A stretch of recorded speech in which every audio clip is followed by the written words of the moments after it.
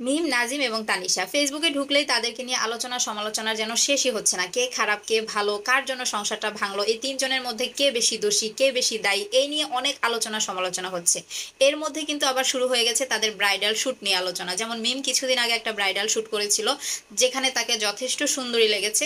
এখন আবার Tanisha bridal shoot করেছে, সেই কমেন্ট সেকশনে ইচ্ছা মতন মানুষ গালাগালি করছে। যে যাই করুক যাই বলুক, তাদের সংসারটা কিন্তু এখন আর নাই, তারা কিন্তু বিচ্ছেদের পথেই হেঁটেছেন, যে যার মতন কিন্তু এখন ভালো আছেন। তবে এখানে সবচেয়ে বেশি দায়ী করা হচ্ছে তানিশা মেয়েটাকে। অবশ্যই এখানে ওকে সবাই দায়ী করবে, কারণ ও সুন্দর একটা সংসার নষ্ট করেছে। তবে এর পেছনে কি শুধু সেই দায়ী? আমার কাছে মনে হয় শুধু তানিশা দায়ী নয়, এখানে কিন্তু তারা তিনজনই কিন্তু দায়ী। তবে সবচেয়ে বেশি দোষ আমার মনে হচ্ছে তানিশা মেয়েটার। কারণ এই মেয়েটা যদি চাইতো তাহলে কিন্তু এত কিছু হতো না। ও চাইছে দেখে এত কিছু হয়েছে। ও এমন একটা মেয়ে যে কিনা চাইলেই সবকিছু করতে পারে। মানে ক্যারেক্টারলেস মেয়েরা মানে যা চায় তাই কিন্তু হয় তাদের সাথে।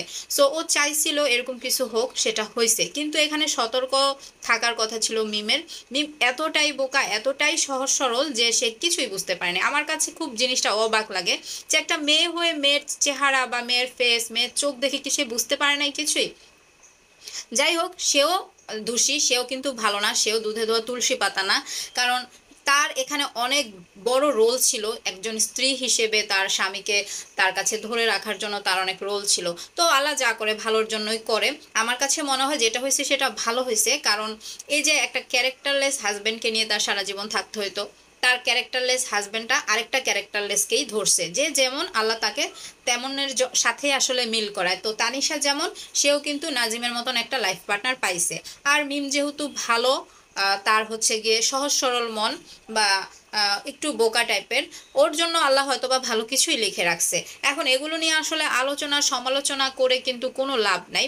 উল্টা আরও তাদেরই কিন্তু ভিউজ হচ্ছে। তারা কিন্তু তিনজনে তিন রকমের পেজ খুলছে, এছাড়া কিন্তু তারা আরও ছোট ছোট অনেক পেজ খুলতেছে, যেগুলোতেও কিন্তু তারা ভালো ভিউজ নিয়ে আসতে পারতেছে। এগুলা নিয়ে আমরা আলোচনা সমালোচনা করে শুধু শুধু আমাদের সময়গুলো নষ্ট করতেছি। এই যে তানিশা যে মেয়েটা, তার কমেন্ট সেকশনগুলো যদি আপনারা দেখেন, কি পরিমাণে বাজে বাজে কমেন্ট আসতেছে, এটা দেখে কিন্তু তারা ভিডিও বানায়। তারা কিন্তু কন্টিনিউয়াসলি কিন্তু ভিডিও বানাচ্ছে। আর যে সমস্ত জিনিস তারা শেয়ার করছে, এগুলো থেকে কিন্তু কারো কোনো কিছু শিক্ষা নেওয়ার কিচ্ছু নাই। উল্টা আমাদের পরিবেশ নষ্ট হচ্ছে। হ্যাঁ, আমাদের মানে সোশ্যাল প্ল্যাটফর্মের পরিবেশগুলো নষ্ট হচ্ছে, কিন্তু তাদের কিন্তু এগুলোর দিকে কোনো ভ্রুক্ষেপ নাই। তারা কিন্তু তাদের মতন ভিডিও কন্টেন্ট বানিয়েই যাচ্ছে, যা ইচ্ছা তা করছে, যা করছে সেগুলো আসলে বলতেও ইচ্ছা করে না ভিডিওতে। তো এই সমস্ত ভিডিওগুলোকে আসলে ইগনোর করা উচিত। তাদের যে প্রোফাইলগুলো আছে, পেজগুলো আছে, এগুলাকে আসলে ব্লক করে দেওয়া উচিত বা রিপোর্ট মারা উচিত, যাতে করে তারা প্রশ্রয় না পায়। হ্যাঁ, তো আজকের এই ভিডিওটা আমার বানানোর মূল উদ্দেশ্যই হচ্ছে এটা, যে এই সমস্ত কন্টেন্টের ভিড়ে কিন্তু ভালো ভালো কন্টেন্টগুলা বা ইম্পর্টেন্ট যে নিউজ ফিড আসার কথা, সেগুলো কিন্তু আসতেছে না আমাদের টাইমলাইনে। ওদের এই সমস্ত বাজে কন্টেন্টগুলাই আমাদের চোখের সামনে বারবার আসতেছে, আর এগুলো দেখে কিন্তু একদল মানুষ খুব মজা নিচ্ছে ভিউজ পাওয়ার জন্য। যাই হোক, আমরা আমাদের উচিত সবার এই ধরনের কন্টেন্টগুলোকে ইগনোর করা।